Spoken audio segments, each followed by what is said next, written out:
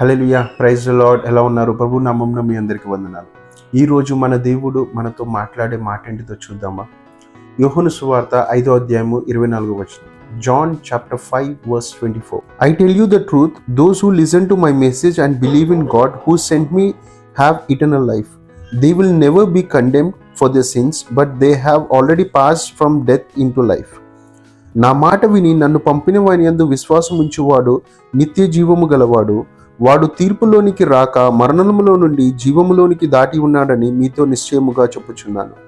హల్లెలూయా. చూసారా, యేసుక్రీస్తు అవునా అక్కడ స్పష్టంగా సెలవిస్తున్నాడు. ఏంటిదనంటే ఆయన మాట విని ఆయనను మనం ఆలకిస్తేనంట మనము నరకంలో నుంచి తప్పివేయబడి అవునా నిత్య జీవంలోకి వెళ్తామంట. అంటే తీర్పు అన్నది మనకి దేవుడు లేకుండా చేస్తాడంట. అంటే ఇక్కడ స్పష్టంగా చూస్తే కొన్ని విషయాలలో మనకు అనిపిస్తూ ఉంటుంది. ఏంటిదనంటే చాలామంది అంటుంటారు, ఏంటిదనంటే యేసుక్రీస్తు కుమారుడు కదా, యెహోవా అనే దేవుడు కదా, యెహోవా దగ్గరికే వెళ్ళాలి కదా ఇక్కడ. కానీ యేసుక్రీస్తు ఒక మాట అంటాడు. ఏంటిదనంటే పరలోకం గనుక నువ్వు వెళ్ళాలనంటే ఖచ్చితముగా ఏంటిదనంటే యేసుని నమ్ముకుంటేనే ఆయనే ఒక మార్గం అంట పరలోకానికి.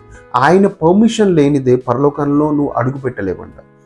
అవునా, మేబీ నువ్వు అనుకుంటున్నావేమో కదా, కొన్ని విషయాలు మనకి డౌట్స్ వస్తూ ఉంటాయి. ఏంటిదనంటే నేను నమ్ముకున్నా కదా, నా లైఫ్ ఏంటి ఇలా ఉంది, నా పరిస్థితులు ఏంటి ఇలా ఉన్నాయి, నా సిచ్యువేషన్స్ ఏంటి ఇలా వెళ్తున్నాయి అని చెప్పేసి మనకు అనిపిస్తూ ఉంటుంది.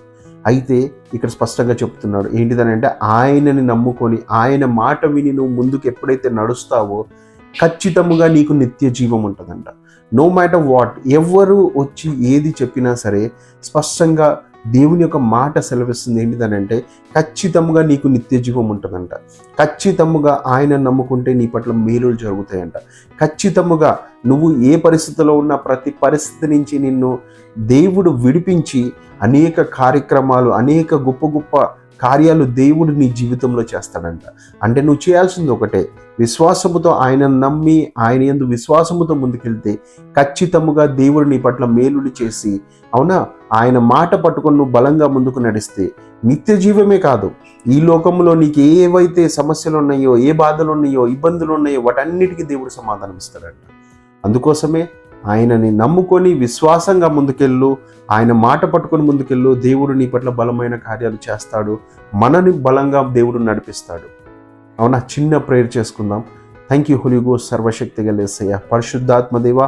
అవును తండ్రి, నీ కుమారుడు కుమార్తె ప్రభా నీ యందు విశ్వాసం ఉంచి నిండు పట్టుకొని ప్రభా నడవటానికి ప్రభా వాళ్ళు సిద్ధపడాగా. అవును తండ్రి, వారి యొక్క మనసు మారి నిన్ను పట్టుకోవడానికి ఇష్టముగా ఉన్నారు. అవును తండ్రి, వీరిని మీరు పట్టుకొని వీరి పట్ల తండ్రి మీరు గొప్ప కార్యాలు చేసి నీ మేలుతో నింపి యేసయ్య అవును తండ్రి నిత్య జీవానికి ప్రభా వారికి అర్హుడుగా చేసి తండ్రి వారి పట్ల తండ్రి ఏ సమస్య ఉన్నా, ఏ బాధ ఉన్నా, వేటి గురించి చింతిస్తున్నా, వేటి గురించి అవును తండ్రి దుఃఖముతో ఉన్నా వాటన్నిటి విషయంలో తండ్రి మీరు గొప్ప కార్యం చేసి గొప్ప మేలులతో నింపి ఈ రోజంతా తండ్రి వారి యొక్క జీవితాన్ని మీ చేతులకు అప్పగిస్తూ ఘనమైన కార్యాలు మీరు చేయమని యేసు నామమున నేను ప్రార్థిస్తున్నాను తండ్రి. ఆమేన్.